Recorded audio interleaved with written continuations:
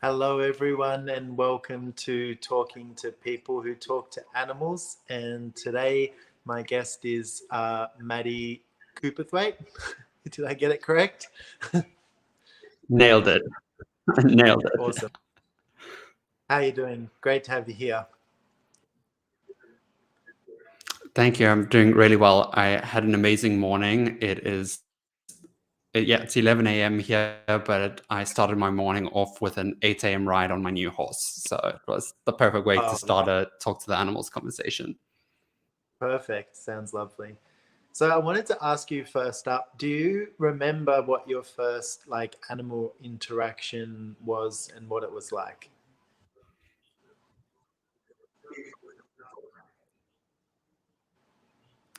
Sorry, can you say again? The line broke up a little. Do you remember what your first animal interaction was and what it was like?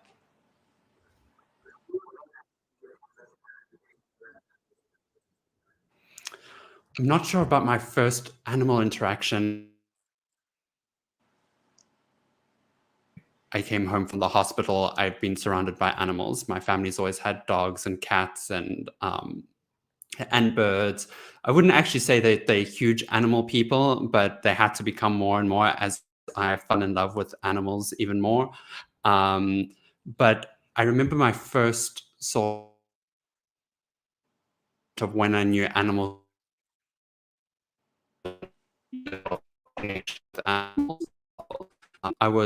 I compete in a dog sport called dog agility. So that's when the dogs go over jumps and they go through tunnels.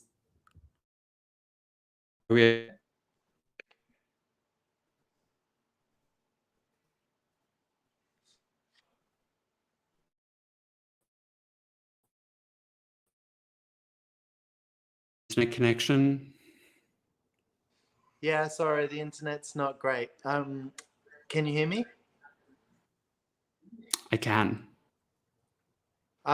So maybe sorry, it broke up a little bit, so I didn't get all of that. But so when did you first sort of know that you could talk to animals, that animals could hear you, and that you could hear them? So I think when I was a child, I was always hanging out with animals. And I think my family must have thought speak out loud what I thought the animal was thinking. And I didn't really acknowledge that as necessarily a potency or a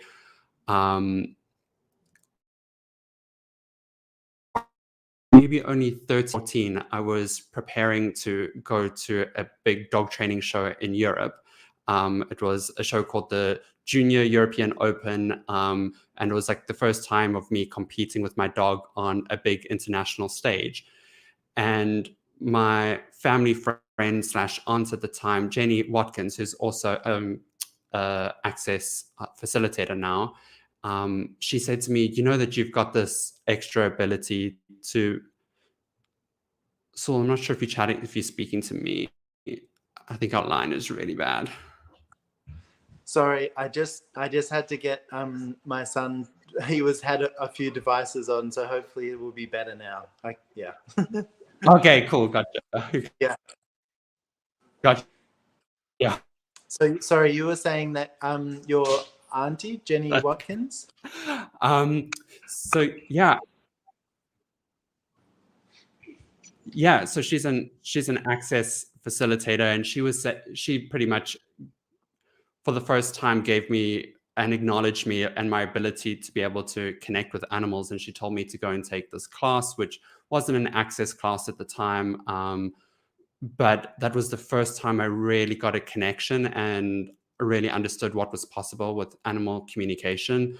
At that time, I was just training my dogs to compete. And once I had taken that class, I was brought into a whole new world of possibilities with animals. And actually, a couple of months later, I went to compete at this big dog show.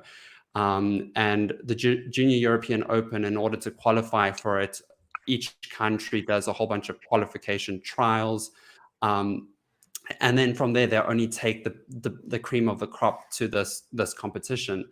And so it's like the best of each country all show up for this show, and it was in Germany, and it was incredible. I had a 6th place finish in the world and 9th in the world for the first time ever on the international stage, and it was just amazing. When I was running my dog through the courses, it's like we were just one, where I could see what she was seeing on the track and she could see what I was seeing, and there was stuff that we hadn't practiced before, but I just mentally and energetically communicated it to her and she got it. And it's when you have these moments of where you just connect in with your dog and you run like that, it's magical. Win or lose, you know what I mean? It doesn't even matter. It's just that energy of that connection is incredible. Wow, that's amazing. Yeah, I mean, just hearing you talk about it, gives me shivers down my spine. And I think, those are the things that I think a lot of people sort of know is possible, but very rarely experience. And, it's amazing to hear that connection that you have. And I know, during one of the classes as well, one of your puppies actually had babies, like while we were during the class, and we got to see her a little bit, just afterwards, which was amazing. And I know that you were also like using the talk to the animals tools, in that scenario. And do you want to talk to a little bit more about as well how you've used the tools of talk to the animals with your your training business? And I know that you're quite successful in what you do, and pretty well known. And obviously, coming 6th and 9th in around the world is an amazing achievement. So how's it helping you and what you're doing and what you're creating?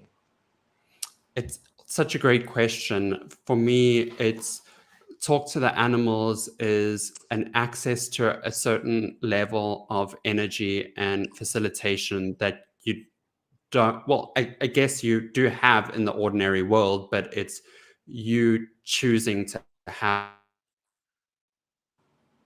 to that and get to your life.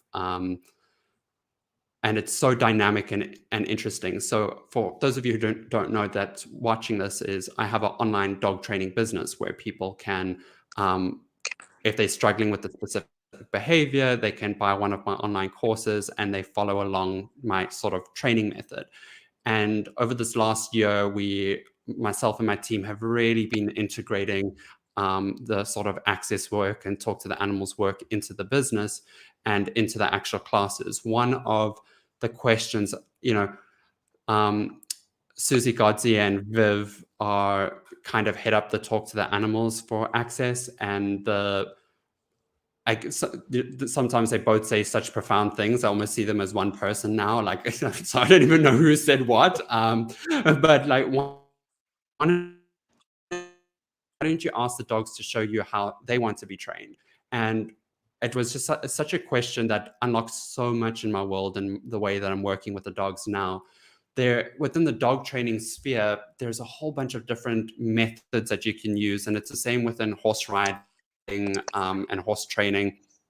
And most animal training is there's almost different camps or different factions that have different belief systems, and they each camp is sort of fighting each other off, kind of trying to prove who's got the better method, or the better thought process, or the better belief system. And I've always found myself in a position of like, hey, I like a little bit from this camp, I like a little bit from that camp, etc. But you're almost supposed to just choose one. This was more about the animals. Oh, I can see my camera's gone off. What about if this was more of a question about the animal actually showing how they were trained and the way that they want us to engage and communicate with them, rather than trying to figure out the best way through some sort of scientific proof. I think that it's valid for us to have those conversations. I don't think it's not important, but there is this whole other level, and that's what I've been been playing with over this year, and it's been magical. And it doesn't always work too, right? I think that's the biggest thing, is people do talk to the animals and then think you're going to have a perfect relationship with your dog. It doesn't always work. The one that we had in class, she's actually behind me at the moment. I don't know if you can see on the camera. She is in her crate, because she, even though I'm really great with talk to the animals tools, she managed to cut off the last 2 vertebrae of her tail. And then she would whilst I was away shooting a dog training TV show, and then when I came back, anyway, she had surgery, and she pulled out all the stitches, and I had a lot of conversations with her, and she was not willing to really give up not pulling the stitches out. So she right now has a cone on her head, like almost one of those like things that you use on an airplane when you sleep, and a muzzle, because she could reach her tail and pull the stitches out. And she had the surgery like 3 times. So it's gonna, even though my dogs are phenomenal, like, there's certain things that they're just going to choose. So it's not like a fix-all tool, but it does give you this, in the very least, it's given me allowance in the situation of going, okay, Jaha, this is really not that much fun, but it is what it is. Yeah. Well, I love what you said originally about, asking the dog whether it, how it would like to be trained. And I think that's one of the things with the tools of access consciousness, especially, is it's like functioning from the point of view that everything has consciousness. And so if you're willing to talk to it, it will let you know, what's going on, what's going to create the most, what's not going to create the most. And I think as well, something that you just talked about, like that I think is really brilliant too, is just being willing to include everything. Like if you like you were saying, I like to pick a little bit from this training method and this training method. It's like that's one of those places where when you're willing to include everything, you get to see what everything can contribute. And it's like when you're not just sort of rejecting things because it's not the way that you were taught or what you think is right, or you miss, when you have those points of view, you miss out on a whole lot of what is available and what can be offered. And yeah, I sympathize with you. We've also had my sausage dog in a cone for the last week because she had something going on in the inside of her paw, and so I know what it's like to have a cone head walking around the house. It's a bit awkward sometimes. But yeah, so I guess you are like an animal lover of all sort of shapes and sizes. As you've said, you've also got like horses. And do you have any sort of stories that stick out in particular of, kind of examples of interactions with animals that have really kind of stuck with you? Yeah, so quite interesting. This year has been a really interesting journey, just in general, with choosing more with animals. It's maybe not even just like a specific moment, but I used to ride a lot when I was younger, ride horses, and I fell off a few times and like kind of knocked myself out a few times on jumps and that kind of thing. And it wasn't so pleasant. So, getting back on a horse, I was always a little bit like nervous and a little unnervy. And even after that, I'd ridden a few times with a few people, and some of them have really strong performance horses. So you go out and you ride them, and you nearly go flying because they're a lot of horse.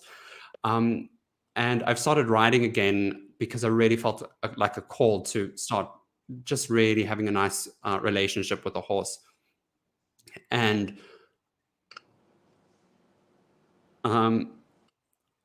it was really interesting to be able to start working with this. He's an ex-thoroughbred. Well, he's not an ex-thoroughbred racehorse,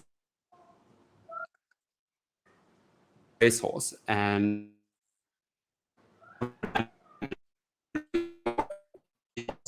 to ride for someone that does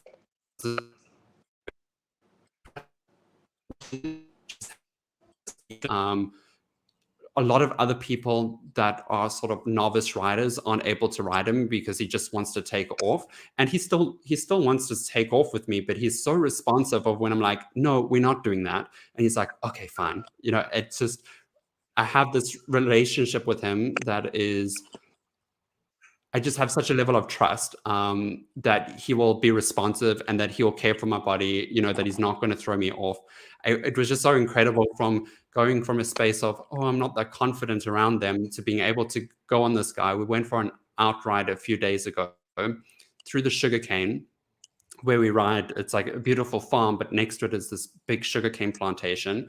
And we can take the horses into the sugarcane plantation. And then I ended up going swimming with him in a dam, and like I could walk him into this dam, and it was just a beautiful sunny day here in South Africa. And